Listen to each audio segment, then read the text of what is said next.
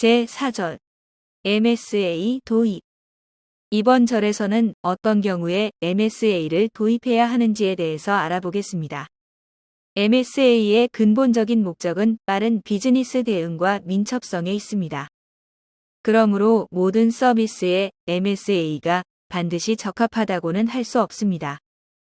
간단하게는 교재의 5가지 질문을 통해 MSA 도입이 적합한지 사전에 검토할 수 있습니다.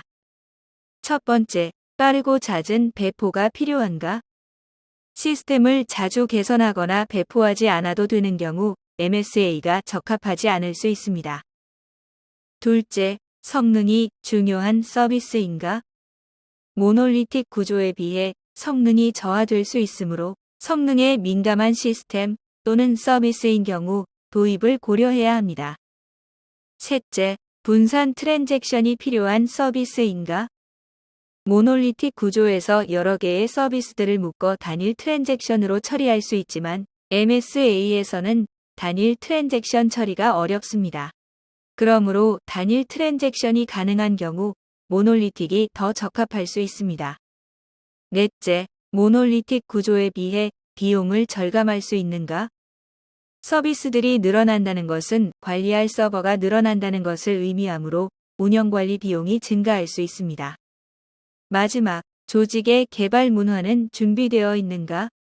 단순히 아키텍처만 도입한다고 해서 MSA가 구현되는 것은 아니며 MSA에 적합한 조직 개발 문화를 정착시키도록 노력할 준비가 되어 있어야 합니다. 지금 보시는 표는 MSA 도입 적합성 검토 체크리스트입니다. 앞 페이지의 질문보다 세부적인 점검을 통해 MSA 도입 필요성을 보다 객관적으로 평가할 수 있습니다. 체크리스트는 크게 안정적 서비스 운영, 업무 및 기술 변화 대응, 개발 품질 향상, 개발 생산성 향상, 이렇게 4가지로 구분되어 있습니다. 각 항목마다 네 또는 아니오에 체크하여 그 개수에 따라 점수화할 수 있습니다. 앞 페이지의 체크리스트 결과 중 네라고 답한 응답수가 6개 이상이라면 해당 시스템은 MSA를 도입하기에 적합하다고 판단할 수 있습니다. 그러나 4개에서 5개인 경우는 업무 및 기술 변화 대응 항목의 답변 결과에 따라 MSA 도입이 적합할 수도 아닐 수도 있습니다. 그리고 1개에서 3개인 경우에는 기존의 애플리케이션 아키텍처를 유지하는 것이 더 적합합니다. 앞서 본 과정을 거쳐서 MSA를 도입하기로 결정했다고 하면 다음은 무엇을 해야 할까요? 이제는 어떻게 MSA를 구축할 것인지에 대해 고민해야 합니다. MSA를 구축하는 방법은 크게 2가지로 나눠볼 수 있습니다. 하나는 처음부터 새로운 환경에 MSA를 새로 구축하는 것이고 다른 하나는 기존 레거시 환경을 MSA로 전환하는 방법입니다. 프로젝트 처음부터 MSA를 구축한다면 MSA의 장점을 최대한 살릴 수 있도록 인터페이스 환경과 빌드 배포 환경을 새롭게 구성할 수 있습니다. 그렇기 때문에 MSA의 도입 효과는 매우 커지게 됩니다. 다만 변경에 따른 영향도는 매우 높아집니다. 반면 기존 시스템에 변경하여 적용하는 경우를 보겠습니다. 이미 시스템이 운영되고 있고 비즈니스가 진행되고 있으므로 기존에 구성된 인터페이스 환경과 빌드 배포 프로세스를 침해하지 않는 선에서 MSA를 구성해야 합니다. 그렇기 때문에 도입 효과는 떨어지겠지만 변경에 따른 영향이 적을 것입니다. 사실상 대부분의 프로젝트들이 기업 구조상 처음부터 이상적인 MSA를 구축하기는 쉽지 않기 때문에 기존의 환경에서 MSA를 변경하는 형태로 많이 도입합니다. 기존 레거시 환경에 도입하는 방법 또한 다시 2가지 방법으로 나뉩니다. 하나는 일부 업무에 우선 적용한 후 단계적으로 확대하는 방법입니다. 이는 신규 개발 업무, 독립적 업무 등 적용이 쉬운 업무부터 우선 적용한 후에 단계적으로 분리하는 방법입니다. 2번째 방법은 전체 업무에 한 번에 적용하는 방법입니다. 대부분의 기업들은 해당 방법을 쓰고 있습니다. 기업들은 MSA를 도입할 때 전체 업무를 일체형 소프트웨어, 미니 서비스, 그리고 마이크로 서비스와 같이 단계적으로 분할하는 공법을 많이 선택합니다. 이렇게 MSA 도입 구축까지 마쳤다면 이제 운영에 대해 고민할 때입니다. MSA 구성 후에 운영할 때도 기존의 모놀리틱 구조와 다른 점이 있기 때문에 고려해야 할 사항들이 여럿 발생합니다. 전통적인 환경에서는 회사마다 데이터 센터를 구축해야 했으며 유지 보수까지 기업이 맡아야 했습니다. 그리고 이 데이터 센터에 천재지변이 발생하면 데이터를 복구하기가 쉽지 않았습니다. 또한 모놀리틱 구조에서는 하나의 실패는 곧 전체 시스템의 실패로 이어지는 경우가 많았습니다. 이러한 단점들을 극복하고자 복구 능력이 좋은 클라우드 환경을 이용하게 됩니다.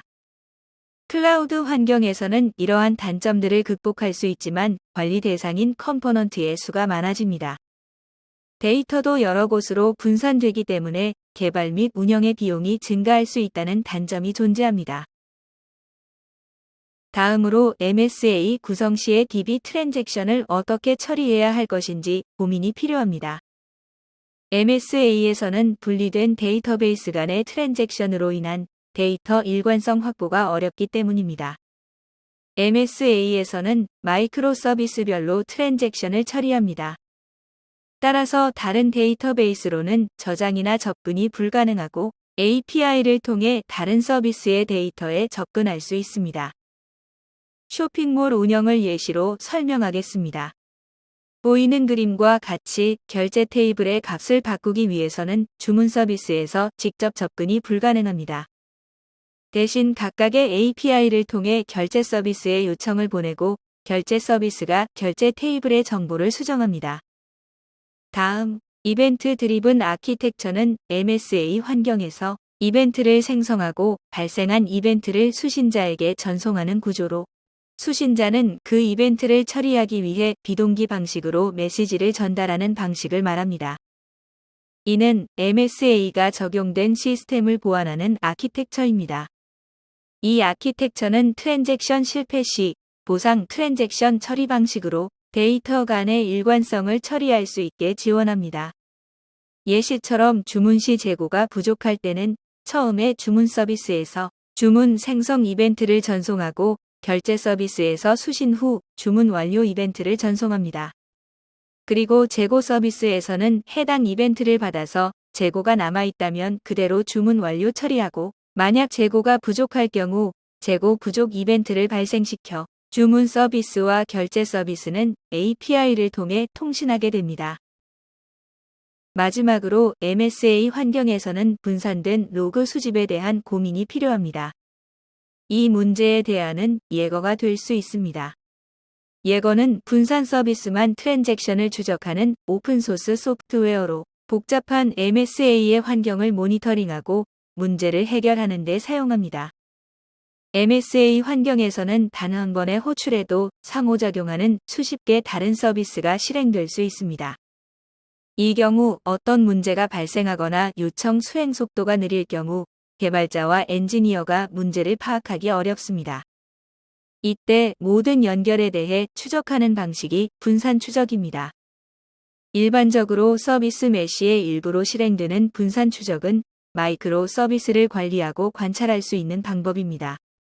예거는 분산 추적을 사용해 다양한 마이크로 서비스의 요청 경로를 추적하기 때문에 모호하게 추측하는 것이 아니라 실제 요청 흐름을 시각적으로 확인할 수 있습니다. 예거는 실행 요청을 트레이스로 표시합니다. 트레이스는 시스템 전반에서 데이터 및 실행 경로를 나타냅니다. 트레이스는 한 개 이상의 스팬으로 이루어져 있는데 스팬이란 예거의 논리적 작업 단위입니다.